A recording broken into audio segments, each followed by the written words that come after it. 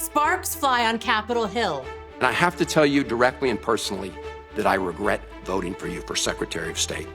Well, first of all, your regret for voting for me confirms I'm doing a good job. A congresswoman accused of assaulting ICE agents faces a judge. Plus, CNN tries to spin Trump's Medicaid plan in his big, beautiful bill. Seems to me that you guys just want to try to act like Republicans are trying to kick off people who are eligible for the program. That is not the case. And Comey's book tour gets awkward. Can you sign my seashell too? Which beach is this that you're going to? Welcome to the Kerri Lane Show. I'm Kerri Lane. Let's kick things off with a moment that perfectly explains why you're watching this and not legacy media. Jon Stewart roasts CNN's Jake Tapper for promoting a book about a cover-up that he was a part of. News people have to tell you what they know when they find it out? Isn't that the difference between news and a secret? You won't believe what we found out. No, that's why I'm watching. Breaking news in a week. He is spot on. They buried the story for over 4 years, and now they want to cash in on a story we don't need to read because we already know.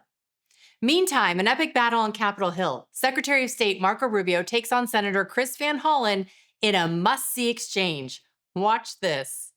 And I have to tell you directly and personally that I regret voting for you for Secretary of State. I yield back. May I respond? You may sit. Well, first of all, your regret for voting for me confirms I'm doing a good job, based on what I know. Well, that's just your a record flippant and what statement, you Mr. stand for. Secretary. Can I respond, Mr. Chairman? You may. I didn't ask Senator, questions. please let the Secretary have I'd be the floor. happy to, but then I can respond to his. Your time's up, Senator, and willfully used, I might add. Your remarks do not represent the view of this committee. In the case of El Salvador, absolutely. Absolutely. We deported gang members, including the one that you had a margarita with. And that guy is a human trafficker, and that guy is a gangbanger, and the evidence is going to be clear. In the days to come, you're going to see who you went to defend. Senator, I'm sorry, please, Mr. Chairman. Secretary Rubio has the floor. Mr. Chairman, he can't make unsubstantiated Senator, comments like that. Secretary Rubio has the floor. You had Secretary your time. Rubio should take that testimony to the federal court of the United States because he hasn't done it under oath. Van Hollen was clearly flustered at the end there. I actually had a viewer write me the other day suggesting a Rubio and Markwayne Mullin ticket in 2028. Hadn't thought of that one, but I like the idea. Let me know your thoughts below. Also, please don't forget to like, share, and subscribe to the channel.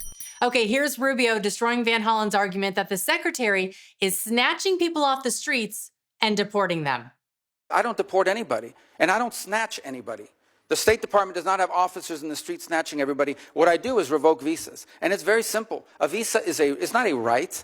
It is a privilege. People apply for student visas to come into the United States and study.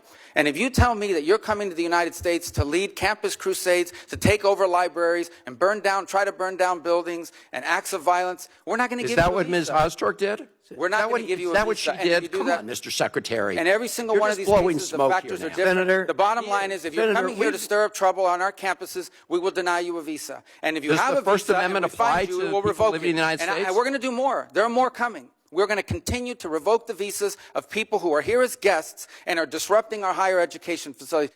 Rubio's right. Being here on a visa is a privilege, not a pass to disrupt campuses or target our institutions for that matter. Those days are finally over.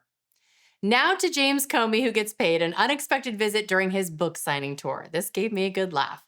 Before I show you this humorous encounter, I want to quickly tell you about my friends at DBR Currency, your go-to spot for rare and beautiful U.S. paper money. Got notes you want to sell? Maybe you want to start collecting? Just head to that website listed below. Thousands of treasures are waiting for you. All right, you ready for it? Roll it. Director Comey, how are you? Good, thank you. Jesse Waters from Fox has a question. Yeah. Why do you want to 86 Trump? All right. Director? I'm not taking questions like that now. But why would you Just sign the book. Why would you post that? Director Comey, how was your interview with the Secret Service? You want the book signed, really? Absolutely. Okay, you got it, bud. Can you sign my seashell too? Which beach is this that you're going to? You find a Kamala seashell, 8647. This is a politically charged speech, Director. Be well. Be well. Come on. Director, the seashell. You don't want to sign it? I do not, thank you. Thank you. Have a good night. Have a good night. Thank you. Good night, Director. Quote of the day, can you sign my seashell? It's obviously easy for us to find the humor in stories like that when we know Trump is safe. However, FBI Deputy Director Dan Bongino is reminding us that words have consequences. He wrote, quote, "We are now dealing with copycats sending cryptic threats to public figures using the 86 reference. Whether they turn out to be legitimate threats or not, taxpayer-funded public safety agents are going to have to run these all out and investigate them. This is a reminder of the damage self-serving individuals with a history of extremely poor judgment can do when they fail to control their impulses." Now, speaking of failing to control impulses, Congresswoman LaMonica McIver, she is now facing felony charges for the chaotic scene outside the ICE detention facility in New Jersey. She faced a judge on Wednesday and was released on her own recognizance and is scheduled for preliminary hearing on June 11th. According to court documents, she grabbed an agent and tried to restrain him, and then she pushed another agent. Now, for some bizarre reason, MSNBC decided to take on the role of McIver's defense attorney. Watch this. Did you see something in that tape that suggested she was criminal? Is there a tape that we haven't seen? Because the charging documents suggest that she somehow assaulted two of the ICE agents there. I did not see that in that tape. Well, I've seen tapes where she has made body contact with ICE officers and pushing them. I mean, there's a lot of tapes out there. I mean, there's numerous tapes. In a scuffle, is it normal that people would make body contact, though, Mr. Hollen? Bottom line is, you say she has a right to do her oversight, but there's a right way to do it. Forcing yourself through officers to get in that facility is not the way to do it. ICE agents were pulled from duty to deal with these lawmakers that are behaving like unruly protesters, and MSNBC is defending this? Now, to make matters worse, the reporter then went on to suggest maybe it was the officers who were out of line. And you believe the ICE agents were professional? I believe so, yes. And McIver is also blaming ICE. The entire situation was escalated by ICE. They caused the confrontation. Homeland came and, caused this chaos that we see. It was a very tense situation, but it could have been, easily it could have easily not happened. They had every opportunity to not allow this to happen. It was very unnecessary. And it just, once again, we were there to do our jobs. So I guess that side of the aisle only defends law enforcement one day out of the year, January 6th. Now, after watching that video, President Trump agrees and says the Congresswoman was absolutely to blame. The days of woke are over. That woman, I have no idea who she is. That woman was out of control. She was shoving federal agents. She was out of control. The days of that crap are over in this country. We're going to have law and order. A former acting ICE agent from Trump's first term weighed in. President Trump and this administration are just simply trying to do their jobs by deporting illegal aliens, and the Democrats don't like this, but they have no right to assault agents, and it really puts them in risk, just more importantly, out in the public, because it really legitimizes resisting them and assaulting them to members of the public. So this is such disgraceful behavior, and she certainly deserves to be prosecuted. This cuts straight to the heart of the James Comey story, because when public officials speak recklessly, it has real-world consequences. I am the wife of a law enforcement officer, and I can tell you this job is dangerous enough. But when high-profile figures like LaMonica McIver openly vilify law enforcement, they embolden others to act out.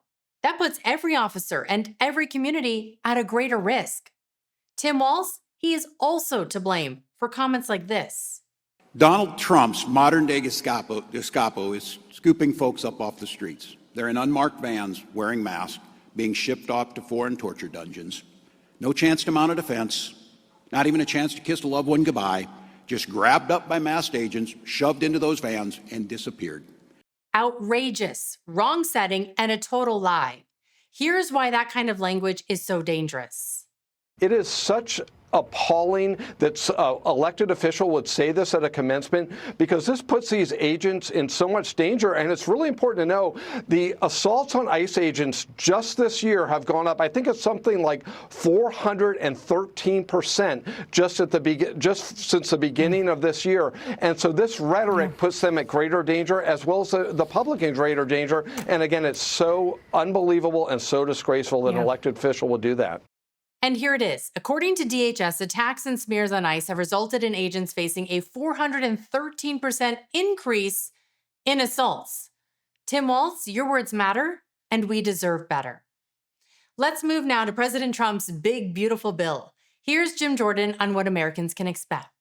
It cuts taxes, as the president said. It secures the border, allocates resources to make sure the border the president's already got secure stays secure. It requires work for able-bodied adults who are in our welfare system. I mean, that's a basic principle of the Republican Party. And it also tells moms and dads, we're going to give you the choice about where your kid can go get the kind of education they need to get to achieve the American dream. It has school choice.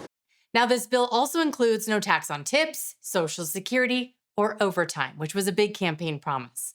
The bill will also open up American energy dominance, and it's going to create the next generation of weaponry.